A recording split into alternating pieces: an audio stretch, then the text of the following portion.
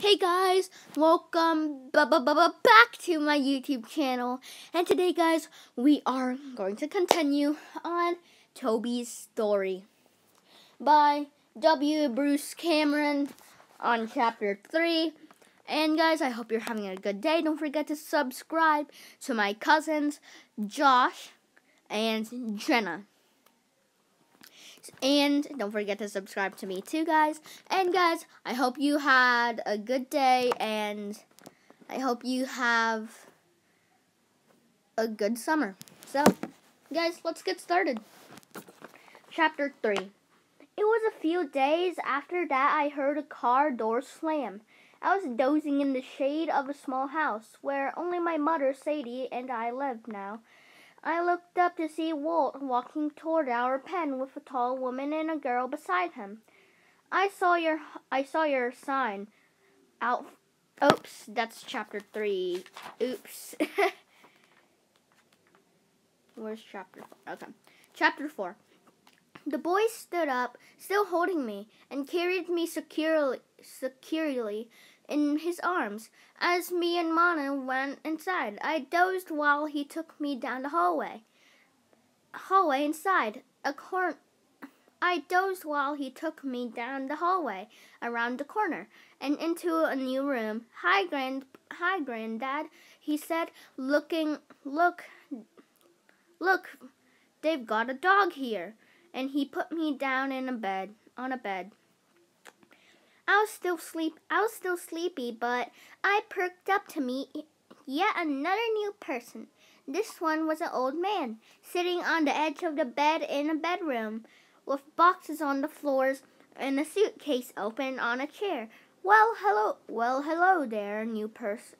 Well, hello there, new person, said as I crawled onto his lap, the better to sniff at his soft shirt and worn, wrinkly hands. He smelled of tobacco and soap. He was chewing on something minty. I licked his chin, which was covered with gray whiskers. I had not met a person with fur on his face just like I had. He's Toby, said Mana, who was standing by the door, holding her hands together in front of her and shifting her weight from foot to foot. That's Mana, the boy said. She's training Toby. He's going to be a therapy dog. Glad to hear it, the old man said. Nothing like a dog to make a place feel like home. His voice was low and raspy, but kind of a person who trains dogs has to have a good heart, he said, looking keenly at Mana. Tyler doesn't have a girlfriend. You know. Do you have a boyfriend? L. Mana got even hotter than she had outside, and her face turned a different shade. Granddad, the boy groaned. Granddad, the boy groaned. That must be the new person's name. I decided he was Granddad, and the boy was Tyler. No harm in asking, Granddad said. You're embarrassing her and me. Jeez! Granddad looked at Mana. This box has Granddad's trophies. He used to be a track star in college. I could put them up on his bookshelf. Want me to? Long ago, Granddad said, chuckling. Sure, put them up there. Tyler began pulling clumps of paper out of the box. He pulled the paper off bright, shiny statues and began arranging them off a shelf. Mana came over to help her, face still hot. Tyler dropped a wad of paper on the floor, and I shook myself and jumped down from the bed. Granddad's room had carpet on the floor, and it felt rough and prickly against my sore feet. I shook them out, one after prickly against my sore feet.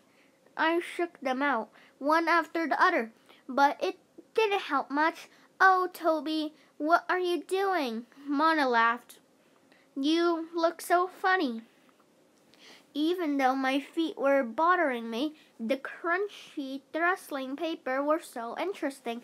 I put that aside for a moment. The paper didn't need to be chased. It just lay there, still those noises it made. Exciting! I stalked toward a clump, crouched low, paused to make sure it wasn't about to run away, and leaped once. I had my teeth in the paper. I shook it hard, and it made more of that noise. I growled to show it who was boss. Tyler and Mona laughed. Granddad chuckled. Tyler's going to be a track star, too, he told Mona, following in his grandfather's track shoes.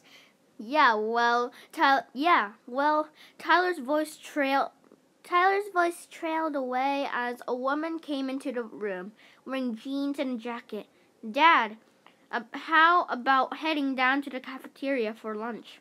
She asked. Sure thing. Hey, this lovely young lady helping with my trophies is Mona. She's a dog trainer, so I hear.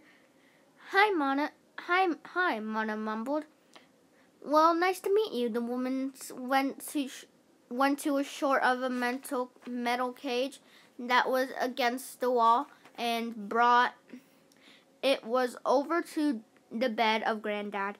I had stared to learn that people in my new home learned on these cages sometimes when they walked, but they could go in and out of the cages as they pleased. So the cages were not like a pen where I'd once lived with my mother.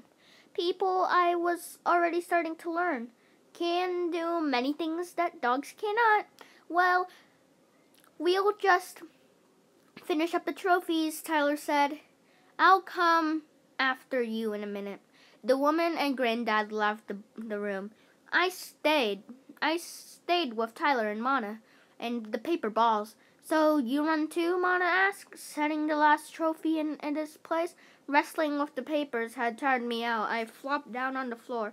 It was a relief to get my itchy paws off the prickly carpet. I didn't have the energy to chew on them at that moment. I closed my eyes again. Yeah, kind of. Tyler sounded worried. I opened one of my eyes, peeked at him, but I could not see any threat, so I closed it again. The thing is, I'm not good at it, really, Tyler went on. I get tired so quickly, but Granddad likes the idea of me running, so I don't really tell him. Anyway, want to come to lunch with us? Maybe another time. I felt Mona reach down to scoop me up. I didn't even open my eyes. I snuggled deeper into the warmth of her soft t-shirt. Toby's so calm right now. There's some place I want to take him. I'll see you later, okay? Mona carried me into the hallway, where she went one way and Tyler walked off in the other direction. I drifted off to sleep as she carried me and stirred when I could tell that she had stopped moving. Toby, wake up, little guy, she whispered to me. I could smell that we were in a different part of my home, a place I had not explored yet. Everything here was very quiet. Even when I opened my eyes, I could see that there were no people in chairs sitting in the hallways. Nobody was walking around using the metal cages or the long sticks they called canes. There was a new smell in the air. My nose twitched. I did not know what the smell was, but it was different from everything else I had ever encountered. It did smell harsh. It did not know that the smell was, but it was different from everything else I had ever encountered. It did not smell delicious, like something to eat. It did not smell harsh enough to make my nose sting, like the water that people use here to wash the floors. It did not smell as if it needed digging, like the dirt and grass outside, or as if it needed chasing like other free animals. It smelled quiet. That was all I could think of, and that quiet smell was all around. This is the hospice wing. Toby, Mona told me. Her voice was quiet, too. She began walking up and down the hallways with me. Sometimes we passed open doors. Each room had a bed. People were lying in some beds. They were very quiet, too. People come here when it's their time. Toby, Mona told me. My mom explained it to me. It's not as sad as you think, really. It's a peaceful place. Families can be together while they're waiting for the end. She walked a little while. I lay in her arms. I just wanted to see this, to start getting used to it. You're going to do good work here, Toby. I know it.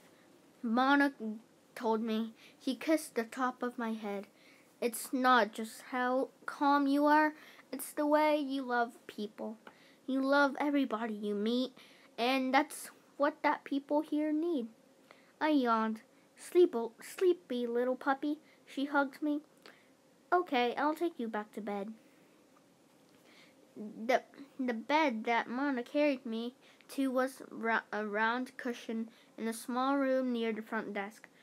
There were shelves in that room with boxes and containers on them, and people came in and out all day to get what they needed.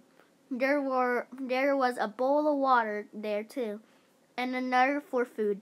And Mona would make sure they were both filled up before she rubbed me behind my ears and kissed me and went away for the night. That was the strange thing with her. She always went away for the night as my new home grew quiet around me. Someone would turn out the light in my little room, and I would lie there in the dark, wondering where Mona had gone. What about her mother, Pasty? What about the new boy, Tyler, and Granddad? Or even Fran, who sometimes frowned at me and almost never smiled. With no people and no treats, no fascinating new smells to distract me, this was the time when my feet itched the most. I lay in bed and gnawed at them as I thought about all the people I had met in my new home. Which one did I belong to? Who was my new human family? At first, I thought I belonged with Mona and to her mother, Pasty. That seemed to make sense. They were the ones who taken me away from the ranch.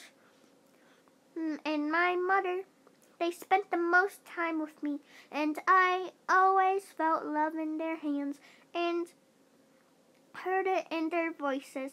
But they went away and left me at night time, and I was sure that a family was not supposed to do that. What about all the other people? What about Tyler and Granddad? What about Fran? Did I belong to them? I lay in the dark and thought, and I couldn't understand night after night.